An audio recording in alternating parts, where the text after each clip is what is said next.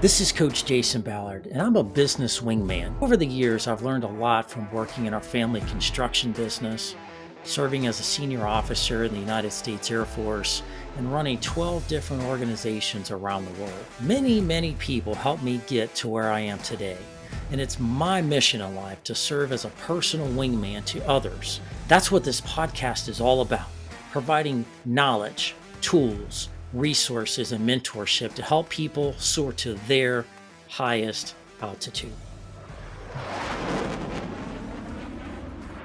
Hey, welcome back to the Soar Higher podcast. It's great to be with you today. I'm your host, Coach Jason Ballard, and today we have an outstanding show in store for you. We're going to be talking about something that everybody's talking about, everybody's having issues with, and everybody is struggling with, and that is people.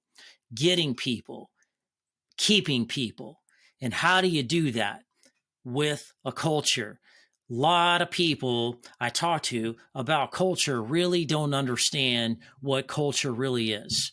When I ask them what their culture is, what does that look like? What does that feel like? They struggle to tell me what that is. And as I talk to people like the guest that's going to be coming on the show here in just a second, which is an HR expert, she says the same exact things. People are struggling with culture and how to define that, how to drive that going forward into the future.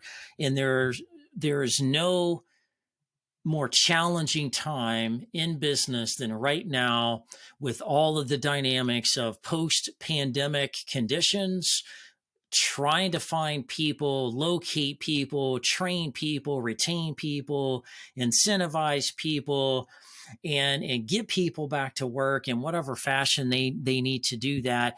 And with the hybrid of different ways we do work in the work environment today, everybody's having to redefine their culture. And so today we're going to answer the question, how do you build a culture, a winning culture of success going forward? And so to navigate this conversation, I've asked one of the best in the business to come on the show.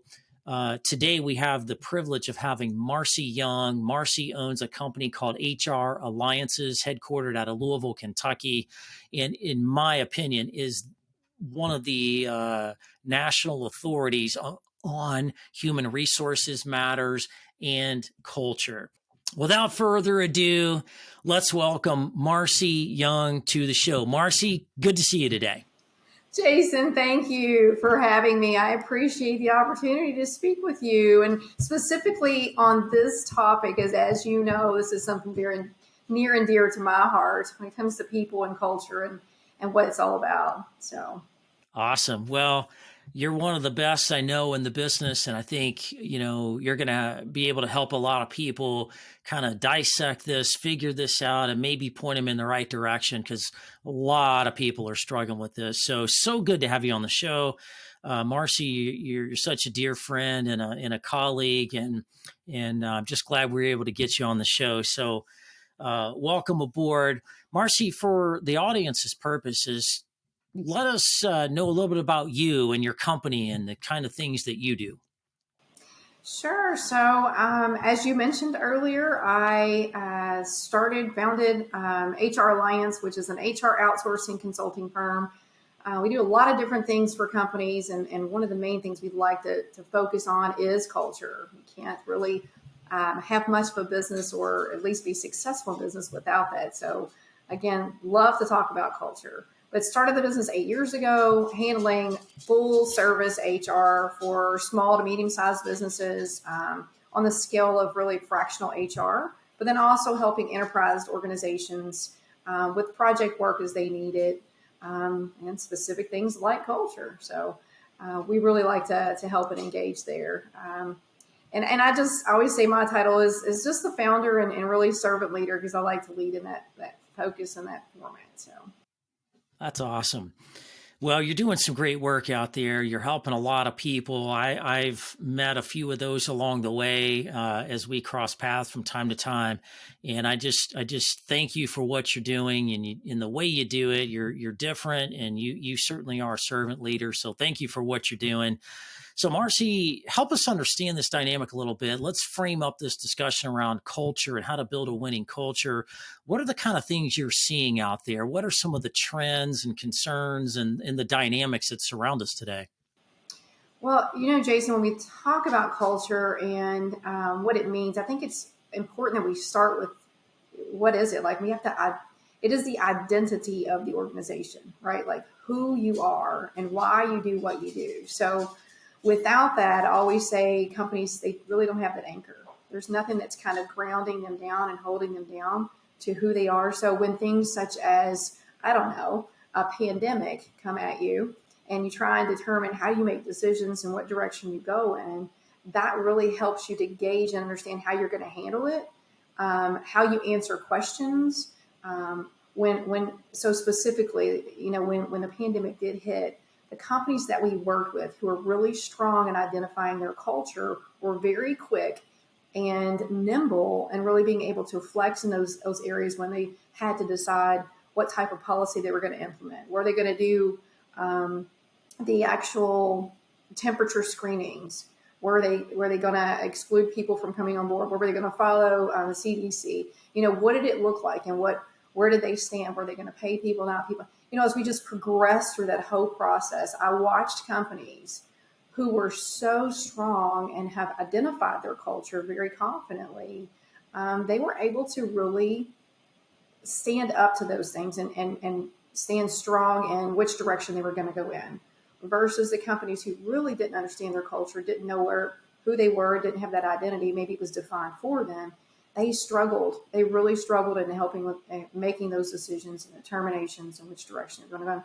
And of course, what does that do to the employees, right? When you don't know who you are and where you're going to go, you kind of falter. So, you think about those are extremes, obviously, because hopefully we don't deal with pandemics too often, but in those rare chances that we do, it's something that impacted everybody. Every employer throughout dealt with that, regardless of how small, how large, what industry they were in, what type of employees they employed. It didn't matter, right? We dealt with that. And our background, we really help pretty much every industry out there. So HR is not industry specific. What we do is not industry specific. So we try to become the expert on those areas, and really just looking at that example by itself and watching companies thrive or not on what founded them and what grounded them, and what we say the anchor is your culture, and identifying that. So I really think that, making that first initial standpoint and saying, we know who we are and this is who we are, and identifying what it looks like. And it means different things to different people. So a lot to talk about there. Yeah.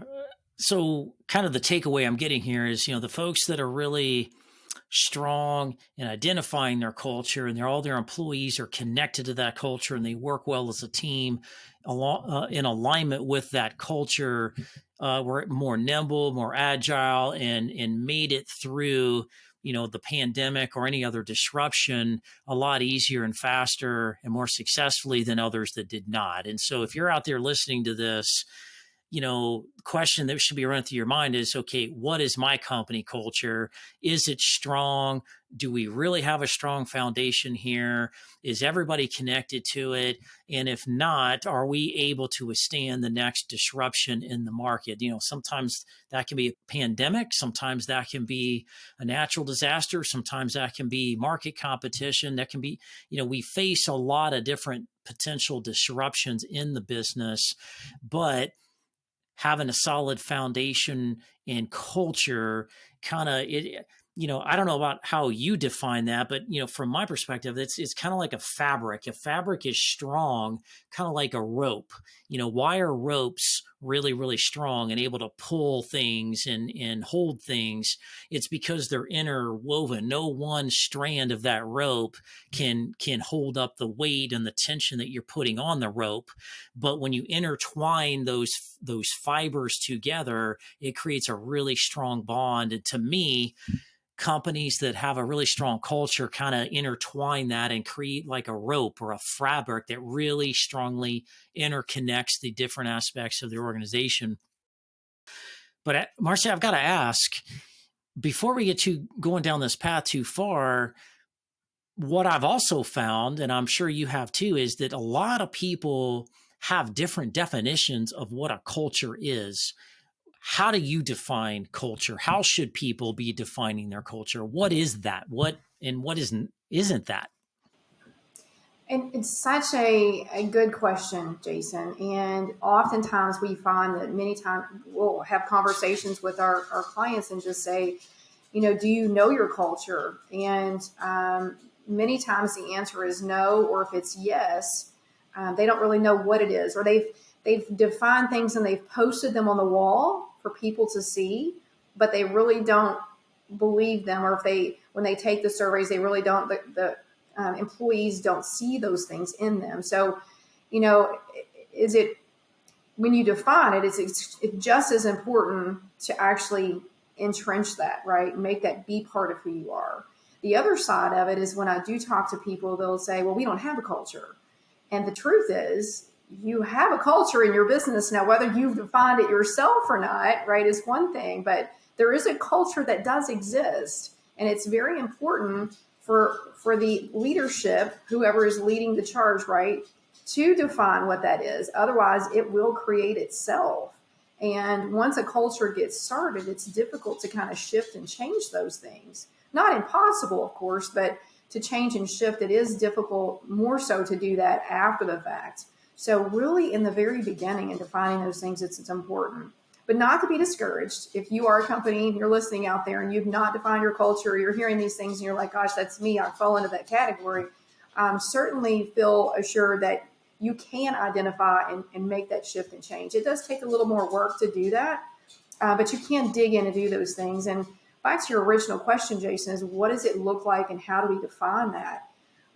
It's really starting with the core of who you are, your core values, and identifying what your core values are. What do you stand for? What do you represent? How do you want to show up, right? How do you want to treat people? How do you expect people to treat you? How do we want to take care of our customers and our clients? And what does that look like? How do we want to represent every day? All those pieces, it's your identity, right? It is who you are that really makes up your culture and why you're doing what you're doing. So the identity component of it is what drives that part, and sitting down and going through a process. And I know it takes a little time to do that, but it's so well worth it if you sit down and really start to think and drive and hone out those pieces that are impactful to you as a company, and that's going to drive you to the next level and going to keep you, like I call you're saying that woven, and I love that concept and analogy that you gave where you're woven together. And I've always used that anchor term. It just kind of holds you down and holds you tight. So all those pieces together indicate strength, right? And also that nimbility, so that you're not shifted when something does come at you, when the wind does blow, when things come at you, and that, those storms come or whatever happens, that you know who you are. And you can refer back to that all the time, creating ambassadors in your company, right? So again, it kind of, the woven part that you're talking about is truly those pieces where it's all intertwined with how we attract people, how we retain people, how we engage people. And every single employer talks about that, right? I can't find good people. And when I do get them, I can't keep them. And when they are here, how do I know if they're engaged, and what does it look like without culture, without having those components in the beginning and understanding what it is? It's very difficult to measure any of that and target any of those pieces. So lots of stuff. I know I just spewed out there for you, but. All right. So Marcy, you talked about and mentioned this very specific, what I call like a buzzword, magic word, and that word was ambassador. What in the heck is a company ambassador? What is that, and why is that important? So an ambassador of the company is something that I think every employer wants working for them. they're not just an employee, right? Not someone who's just showing up and doing a job for you, but they actually believe in who you are. They believe in the mission. They believe in the values and the culture of the company, and they represent that. So in everything that they do, they just kind of breathe that out. They know very strongly who the company is and where they stand on things. They understand how they're going to, show up, what it looks like. And it's really entrenched in that employee. So it's not just something that, the leadership's speaking about and posting on the walls, right? Or trickling down, but they actually believe it because it's valued throughout. It's demonstrated by leadership, and it is part of what we call culture, right? So that person becomes an ambassador, really breathing life of what the company is. Okay.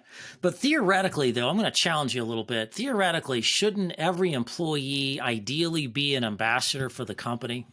Yes. And Yeah. every company wants every employee to be an ambassador. That is exactly correct. Yes. Yeah. And so what's the difference between a regular employee and an ambassador? So an employee really, depending, right? And there's variances of what an employee does, but the ambassador is from the definition that we're talking about right now and referencing is the highest level of a culture entrenched person. They've what you would say drank from the Kool-Aid, right? They believe what you are selling, right? Who you are as a company. If you say that you have the highest ethics and integrity, if you're going to provide 100% customer satisfaction, if you are going to treat people the way you would want to be treated, right? Those types of values, if that's who you are and you show up and consistently demonstrate that and you hire like-minded people and help them understand this is exactly who we are, then that's the culture part of it, right? That's who you start to breed, and then you start to hire more of that. So that's how that works. So employees are people that come to work, that do their 9 to 5, do what they're asked to do. They go home, but they're not 100% really engaged. They're not drinking the company Kool-Aid, not to drink it just to drink it to make people feel good that they're drinking the Kool-Aid, but they really, to me, embody. They really have connected. It's a place where they like to be, want to be, they're excited to be. That it aligns with their values, principles, and core, types of things that they feel the company is part of them, and they're a part of the company, and they're engaged, right? There's a difference between somebody working in a place and somebody that's really engaged in how they walk, how they talk, how they handle situations, whether it's an angry customer or a boss that's having a bad day, or, a personal issue or whatever. They still show up and wear the company logo on their shirt with pride and dignity. And no matter what happens, no matter how good of a day or how bad of a day, when things happen, they stay grounded to those things and will do the right thing that's in the best interest of the company for the long term. That's kind of how I'm understanding that. Am I right or am I wrong? That is correct. You did a great Awesome. job of explaining it. Yeah. Well, and I think it's important for people to really understand this, because a lot of people really don't. They have conversations about their company and their culture and their people and their products and services on a very high level, very surface level conversations. But you ask a few questions deeper than that, and a lot of people I see, especially in this day and age, really struggle with that. So I want to go back to making sure people are clear on the definition. When you're thinking about your culture, well, what is our culture? How do we know that culture is the right culture or not, or if it's working, or people are embracing that at the levels we want them to, right? When you think about your culture, it's not just about core values. It starts with core values. It starts with those kind of founding principles for which the company was created. But the culture is almost everything and everywhere. What do I mean by that? Yeah, I'm kind of summarizing some things Marcy said, and she can correct me if I'm wrong, like my school teacher did many times when I was in school. culture is your identity. It's your logo. It's your colors. There's specific reasons why you picked the logo you have, the colors you have. There's history and heritage there that matter, right? It's about your brand. It's about your reputation. It's about those values and principles, but it's really about beliefs. What brings people together in a common set of beliefs? And more importantly, most people don't really think about this, is expectations. Everybody shows up every day with the same common expectations. All of those kind of things, and all the things you talked about, I think holistically really make up the culture, whether it's the color of the paint on the walls, whether the office is dingy or it's up to date modern, whether people are wearing nice clothes or more casual clothes, whether they engage clients one way or another way. All of those things make up the culture. And so all of that matters. All of that has to happen. In all of it, it's kind of like a spider web in my view, and it just kind of spreads into the different parts and pieces of the company that creates that fabric I was talking about earlier. So did I get that right, Marcy, or am I, venturing off in my own la la land about culture here?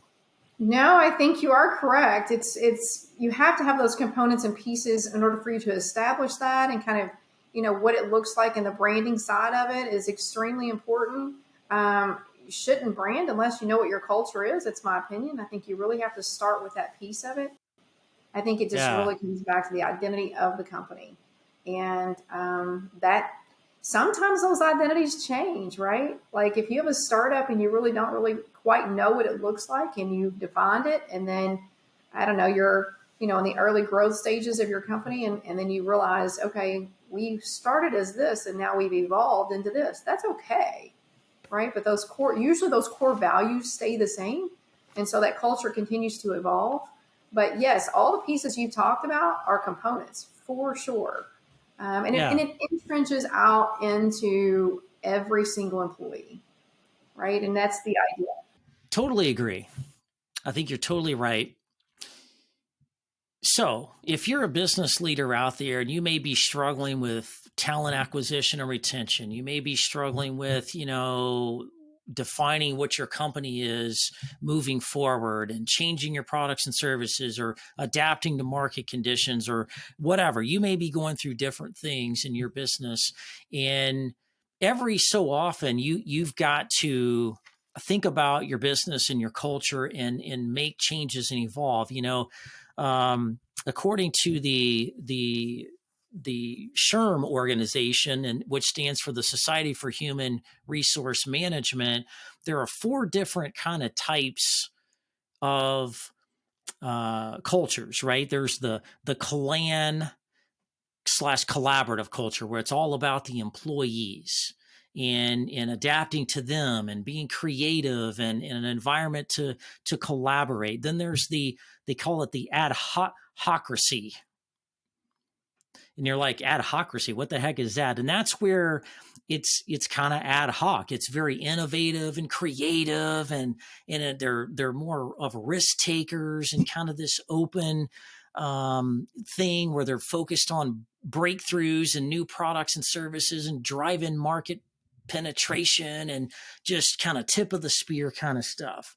The third one is called market, which is more results oriented. That's more focus on external success and wins versus internal things that they think are important. Right? It's about job or satisfaction with your clients, meeting quotas and targets. And the fourth one's, they call it hierarchical, right? Where that's kind of more downward directed, where they have it's very process driven, very structured and disciplined.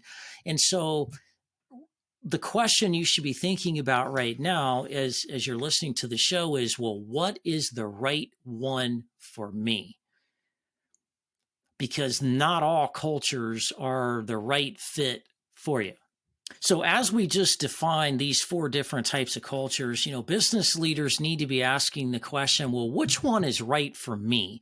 I may be in one type of culture setting now, but as I go forward, is that going to continue to work? If I grow and scale my company, if I change directions, if I'm doing something different going forward, do I need to consider maybe adapting to a different type of culture that may work better for what we're trying to achieve? And so, Marcy, I want to ask you, when you think if you're a leader and you're thinking about culture and how to get that right, and you may be struggling with that, what are some ways that you're aware of or that you use in your business model to help people figure out which culture they have, if they have one, and which one may be the right fit for them?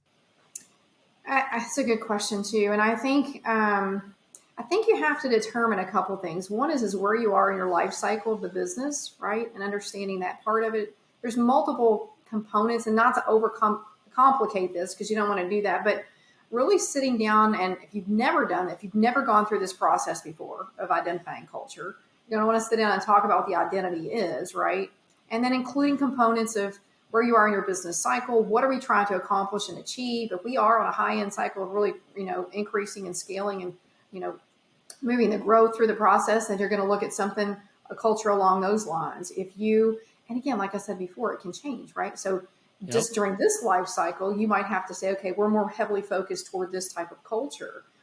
But what never leaves are your core values. So keeping those pieces honed in and keeping that anchor part component there, but still looking at those things and being nimble enough to move through the changes of your business and what is necessary and needed for the business at the time. If you keep those anchors in place, you can flex and move within those pieces and elements as the business grows. But it's really relevant to really who you are, what you're trying to accomplish, what the industry is, your SWOT analysis, right? What's controlling you out there, Yeah. and what does that look like in the market, and kind of defining those pieces. So bringing that together to help you understand which direction do you want to go in. And I don't lose anybody who's listening to this, and it's not like this is, overly complex. If you're really just starting this off, it's really pretty basic and simple. Start with the culture, start with just trying to define it, right? And hone in on those components of it. If you've never gone through this before, sitting down and doing that is really just the first step. But for those who have done this before and they're looking to kind of excel and move things to the next level, now you can. You've established, what works and what doesn't work, and then look at through those processes and see, where are we headed? Do we need to make some shifts and changes through that? And will my culture sustain it? And if not, why? So looking at those pieces. But I don't want to scare anybody off, for any listeners that you got out there who are, like, I've never done this before and it sounds overwhelming, and forget this culture thing. You don't want to lose that part of it because it's important, very important. So. Well, everybody's in a different kind of stage of business maturity, different stage of their career and success and what they're defining as success.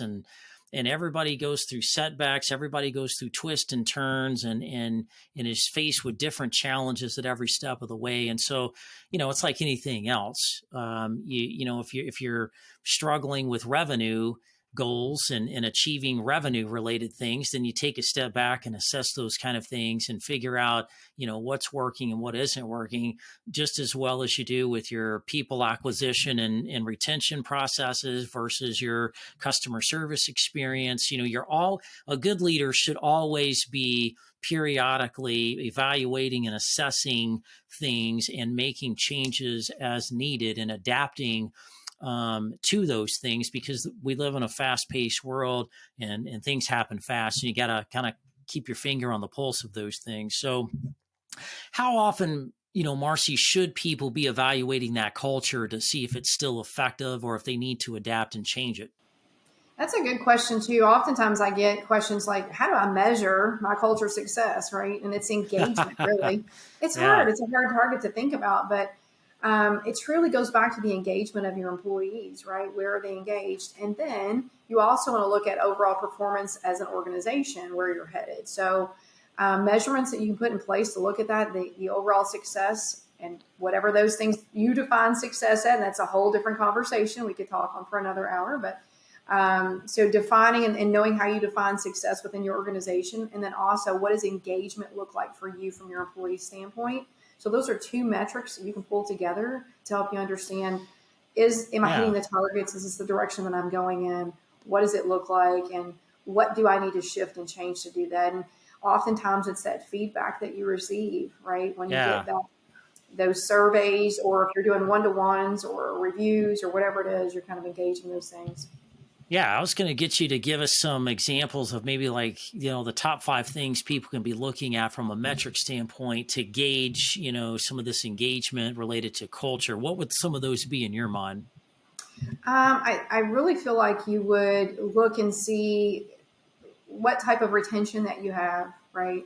Um, Metrics as far as when you're doing surveys to find out the engagement of satisfaction for employees. I think, another component is to the evaluation process when you go through that and you're having your one-on-ones.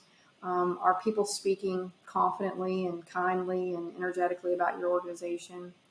Um, there are multiple things when you're measuring the success of the organization too, and those are external things sometimes. What's the success and the customer satisfaction on the outside as well? So, overall, you're kind of looking at all those components to kind of tie it together and say, what does it look like? And how do Yeah. I know if I'm hitting the targets that I want to hit? Yeah. Yeah. I was recently in somebody's place of business and we were having some similar discussions about some engagement stuff.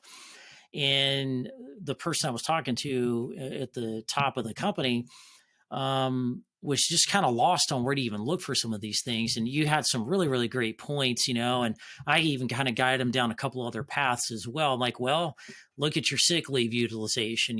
People that use a lot of sick leave all the time, that's usually a sign of some things going on. Yeah, exit interviews, climate of surveys, all those things that you mentioned were certainly indicators, right? And you're kind of using this barometer to measure these kind of things. But, are people come to work on time? Are they staying the extra few minutes to finish up things? Are they leaving things behind? Are they smiling when they walk around the office environment? Are they smiling? Are they walking around with their chins high and their chest out and are proud? Are they walking around moping and looking sad, looking depressed? Is there a lot of gossip and infighting? Are you getting a lot of HR complaints? There's a lot of different things you can be thinking about and kind of keeping your finger on that. So if you're getting some indicators there and are certainly struggling to retain people and find new people, then those are some signs there. Let's talk about people that want to go through this process. They are evaluating, they're wanting to understand more about this.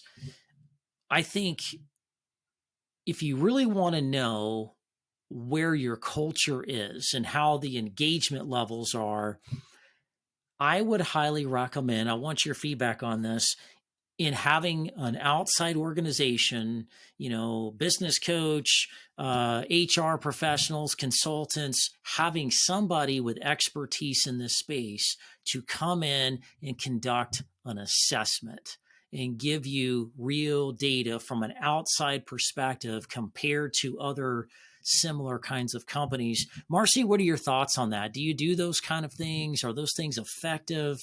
How can people leverage those kind of things? Yeah, and those are usually the places that we recommend that our clients or whoever that we're speaking with start as well, because they really don't know what they don't know.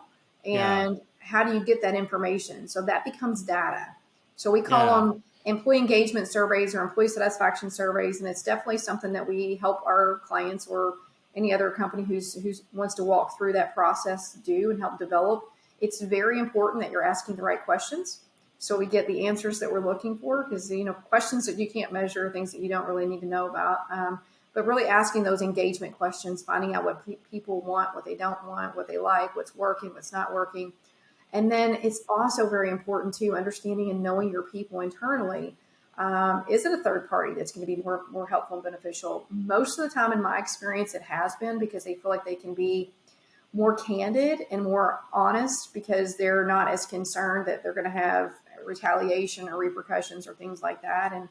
And not that we uncover horrible things, but sometimes there are pieces that people don't want to share, right? We're human, and if we're not looking at those things, they do come up. So we want to make sure that we're uncovering whatever it is, right? And just bringing it all to the forefront and seeing what it looks like, because if we always say you can't grow if you don't know. And part of it is we need to know what that data looks like, and helping other people, our businesses or clients, to see that.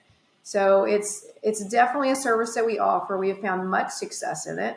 And if you're ever going to do a best place to work, which is locally known here, right, to be on the list of a best place to work, is there's an evaluation process, and we help our clients go through that too, to help them get to that level to be a best place to work. And in order to be on that list and to be evaluated and to actually be awarded that, I would consider it a top compliment or a top award. Yeah. That you do have to go through a process like this and understanding what your culture looks like, because without that, because your employees are the ones who actually rate you. They make the determination whether you should be a best place to work or not. So if your employees will not say that about you as a company, you actually would not be that type of employer. So, and I really do believe, I believe most companies, especially ones that I've dealt with in my experience, they want to be a best place to work. They just don't know how to get there and what does that mean. And That's if right. I do understand it, how do I actually make this work for my company? How do I get there? So.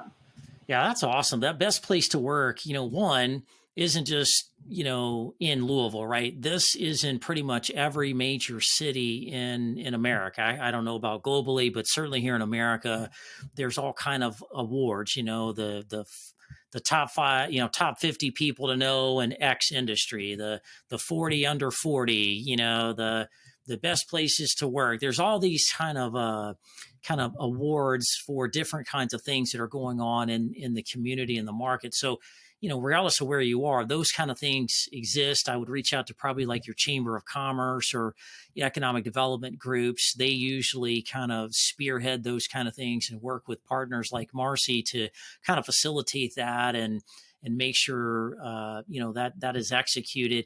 And if you're a business leader out there, those are great non-biased processes, and for which everybody's being graded equally and the same. So you're getting out of your own kind of space of comparing yourself to yourself, and then you're comparing your company holistically to other companies that may be in similar types of categories, small, medium, large, as you are. The other thing that I think is important that comes out of that too is benchmarking, right? That going through that process and connecting to those groups of people in the process connects you to other business leaders that you can network with and you can benchmark from, because some people are more mature in their business than others. Some people have figured things out, some people have not, and it's a great place to help kind of benchmark you and where you're at, and some of the things that you may be thinking about doing that can be kind of breakthrough or what have you to move forward. So Marcy, as we kind of wrap up today, really, really great conversation. How do you build a winning culture? One, assess it. Do you have all the right things, the values, the principles? Number two, kind of measure your engagement of your employees. Number three, use benchmark kind of capabilities out there to measure not only yourself to yourself, but yourself to other people. Marcy, as we leave, what are really the top 3 major takeaways that you would recommend to people that are either building it from scratch or continuing to build what they have going forward?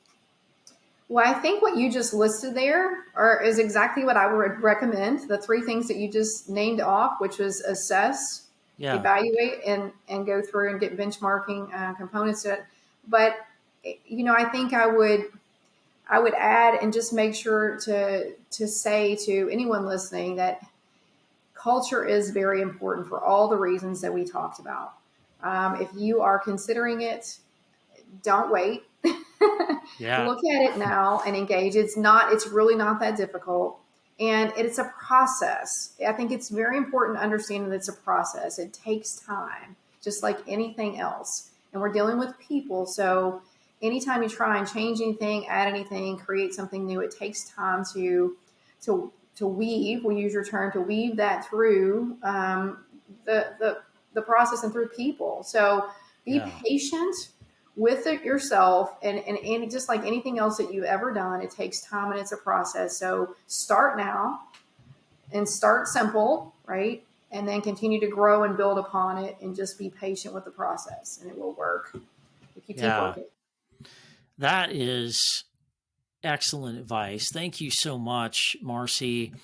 Um, so if you were stimulated by this conversation today, and we got you thinking about things a little bit differently, and you have thoughts, questions, or ideas about your culture and where it may be, where you may want it to be, how do people reach out and find you, Marcy, if they want to connect with an expert like you? How do they do that? How do you work with people, and so forth? Sure. So there's obviously multiple ways, like most of us. So our website is Your HR Alliance. So you can find us out on the web that way, and as well as social media. My email address personally is Marcy, and it's Marcy at yourhralliance.com. And then just giving us a phone call as well. I mean, I'm always available, take calls. We're pretty custom and boutique. We like to keep our business that way. So we are very responsive and try and get in contact with as many and as people that we can help and engage in that Yeah. way. So what's your office number? It's 502-689-6009. Awesome. Well, folks, what a great episode today. Marcy, thank you so much for your time and your grace and just your good Christian example that you set for folks and all the great work you're doing. I mean, this is hard work. This is like in the trenches, getting down on a deeper personal level with people. And I honestly do not know anybody that comes to mind that's better at connecting with people than you and your team. You're just very gifted in that space, and I just know firsthand how much good you are doing to help people out there. So thank you for what you're doing. Reach out to Marcy if you have thoughts and questions. She's a wonderful person that can help take your business to the next level. That's it for today's show, folks. We look forward to seeing you next week.